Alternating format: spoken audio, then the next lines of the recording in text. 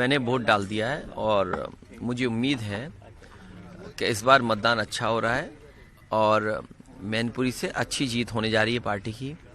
प्रशासन शासन लगातार इस कोशिश में था कि समाजवादी पार्टी का वर्कर और यहाँ के जनता डिमोरलाइज हो जाए।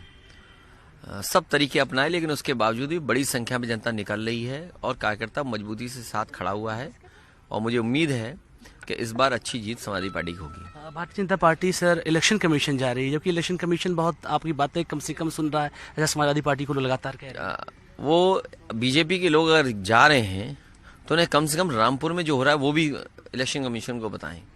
पहले लोकसभा में वोट नहीं डालने दिया और उसी तरह की तैयारी इस बार की, ज़्यादा फोर्स मंगाया। कल रात को प्रत्याशी को धरने पे बैठना पड़ा। आज जब सुबह हुई है तो लोगों को घरों से नहीं निकलने दे रहे हैं। ये डेमोक्रेसी में कौन सा कर्फ्यू है कि आप वोट डालने नहीं जाएंगे? इलेक्शन कमीशन तो ये कहता है, उनके अधिकारी इस बात का कैंपेन चलाते हैं कि लोग ज़्यादा से ज़्यादा वोट डालें, लेकिन ये तो पहली बार हो रहा है कि सरकार इस कोशिश में है कि कोई भी वोट डालने के लिए निकले नहीं। आखिरकार इलेक्शन कमीशन क्या करेगा इसके लिए? और ये जो ज्ञापन देकर के आए, स्मोक स्क्रीन है। ये केवल अपनी नाकामी छिपाने के लिए, अपने जो साजिश कर रहे हैं उसको छिपाने के लिए इलेक्शन कमीशन पहुंचे। मुझे उम्मीद है इलेक्शन कमीशन इन्हें रामपुर की तस्वीर, मैनपुर की तस्वीरें और खतौली की तस्वीरें दिखाएगा।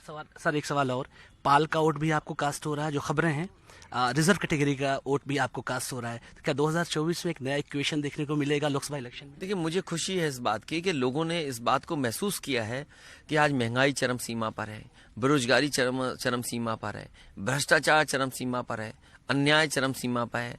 भारतीय जनता पार्टी की सरकार में जात के आधार पर फैसले होते हैं, जात के आधार पर लोग जगह जगह बैठे हुए हैं। ये दिख रहा है आज, और किसी वर्ग को कोई सरकारी योजनाओं से खास लाभ नहीं पहुंचा।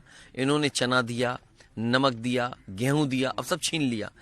आपका रिफाइन छीन लिया, सिलेंडर लोग भरा नहीं सकते हैं, डीएपी की खाद की बोरी नहीं मिल रही है। तो आखिरकार सरकार बनी क्यों है?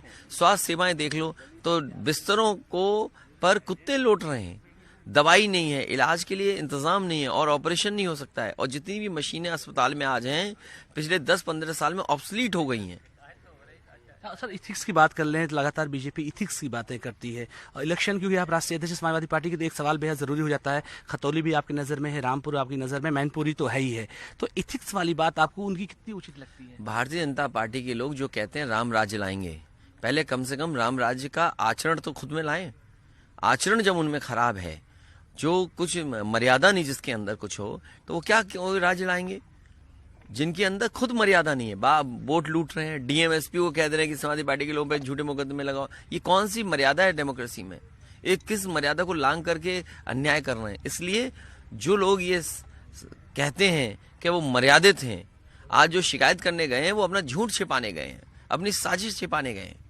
भारतीय जनता पार्टी से ज्यादा झूठा कोई नहीं है, और जिस दिन लोग ये मान लेंगे कि भारतीय जनता पार्टी झूठ बोलती है, उस दिन डेमोक्रेसी नई दिशा में चली जाएगी। बहुत शुक्रिया सर आपका। सर आज ड्रोन तो नहीं उड़ा था फिर एक बार फिर से? कल तो ड्रोन उड़ा था।